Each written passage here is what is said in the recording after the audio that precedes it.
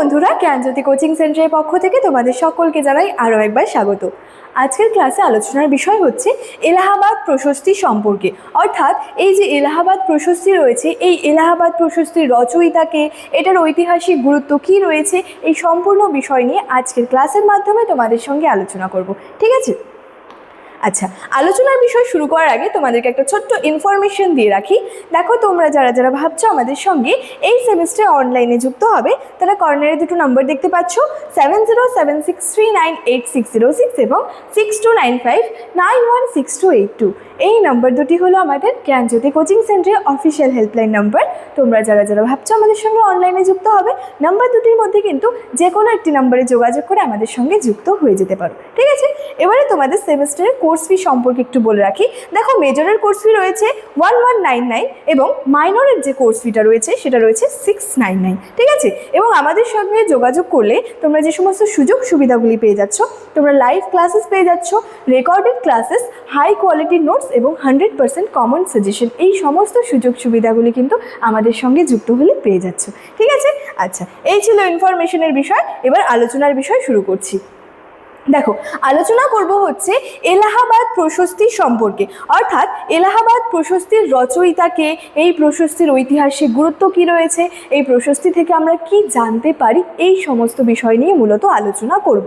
প্রথমত, এলাহাবাদ প্রশস্তির রচয়িতা হলেন সমুদ্রগুপ্তের সভাকবি হরি সেন। এবং বলেছে দেখো, এই প্রশস্তি থেকে সমুদ্রগুপ্ত এবং গুপ্ত সাম্রাজ্যের ইতিহাস জানা যায়। অর্থাৎ প্রথমত বিষয় কি, এলাহাবাদ প্রশস্তির রচয়িতা কে ছিলেন? সমুদ্রগুপ্তের সভাকবি হরি সেন। তো এক কথায় যদি বলি, এলাহাবাদ প্রশস্তি থেকে আমরা কি জানতে পারি বা কোন বিষয়টা জানতে পারি, সেটা হলো আমরা গুপ্ত সাম্রাজ্যের ইতিহাসটা জানতে পারি এবং সমুদ্রগুপ্ত সম্পর্কে জানতে পারি। যেহেতু আর কি এই হরি সেন ছিলেন সমুদ্রগুপ্তের সভাকবি, তো তার রচিত যে প্রশস্তি রয়েছে সেখান থেকে আমরা কিন্তু সঠিকভাবে সমুদ্রগুপ্ত সম্পর্কে জানতে পারি এবং তার সাথে সাথে কিন্তু আমরা গুপ্ত সাম্রাজ্যের যে ইতিহাসটা রয়েছে সেটাও কিন্তু জানতে পারি। ঠিক আছে? আচ্ছা, এবারে আমরা আলোচনা করব যে এই এলাহাবাদ প্রশস্তিটার ঐতিহাসিক গুরুত্ব কি রয়েছে। দেখো, বলেছে প্রাচীন ভারতে ইতিহাস রচনার ক্ষেত্রে একটি উল্লেখযোগ্য প্রশস্তি হলো এলাহাবাদ প্রশস্তি। অর্থাৎ এই যে প্রাচীন ভারতের যে ইতিহাস, সেই ইতিহাসটা রচনার ক্ষেত্রে বা ইতিহাসটা জানার ক্ষেত্রে একটি অন্যতম উল্লেখযোগ্য প্রশস্তি ছিল কিন্তু এই এলাহাবাদ প্রশস্তি। এবং এই এলাহাবাদ প্রশস্তির কিন্তু বেশ কিছু ঐতিহাসিক গুরুত্ব রয়েছে। অর্থাৎ এই এলাহাবাদ প্রশস্তির ওপর ভিত্তি করে কি হচ্ছে, আমরা কিন্তু বিভিন্ন তথ্য সম্পর্কে জানতে পারছি। ঠিক আছে? আচ্ছা, কি জানতে পারছি? দেখো, প্রথমত কি বলা হয়েছে যে এই প্রশস্তি থেকে সমুদ্রগুপ্তের দিগ্বিজয়ের কথা জানা যায়। ঠিক আছে? সমুদ্রগুপ্তের যে উত্তর ভারত অভিযান, যে দক্ষিণ ভারত বিজয় রয়েছে, এই সমস্ত বিষয়, অর্থাৎ মোট কথা বলতে গেলে সমুদ্রগুপ্তের যে দিগ্বিজয়ের কথা রয়েছে সেটা কিন্তু আমরা এলাহাবাদ প্রশস্তির ওপর ভিত্তি করে কিন্তু জানতে পারি। ঠিক আছে? আচ্ছা, দেখো, বলেছে সমুদ্রগুপ্ত দক্ষিণ ভারতে 12 জন রাজাকে পরাজিত করেন এবং উত্তর ভারতে 9 জন রাজাকে পরাজিত করেন। এছাড়াও সীমান্তবর্তী এলাকায় আরও 9টি আটবিক রাজ্যকে তিনি কিন্তু পরাজিত করেন। অর্থাৎ এক কথায় বলতে গেলে কি, এলাহাবাদ প্রশস্তি থেকে আমরা কি জানতে পারছি? এলাহাবাদ প্রশস্তি থেকে আমরা জানতে পারছি সমুদ্রগুপ্তের দিগ্বিজয়ের কথা, তার উত্তর ভারত বিজয়, দক্ষিণ ভারত অভিযান। এছাড়াও জানতে পারছি যে সীমান্তবর্তী এলাকায় তিনি আরও যে 9টি আটবিক রাজ্যকে পরাজিত করেছিলেন, এই বিষয়গুলো সম্পর্কেও কিন্তু আমরা জানতে পারছি। ঠিক আছে? শুধুমাত্র এই বিষয়গুলোই নয়, আরও কিন্তু বিভিন্ন বিষয় সম্পর্কে আমরা জানতে পারি এলাহাবাদ প্রশস্তি থেকে। ঠিক আছে?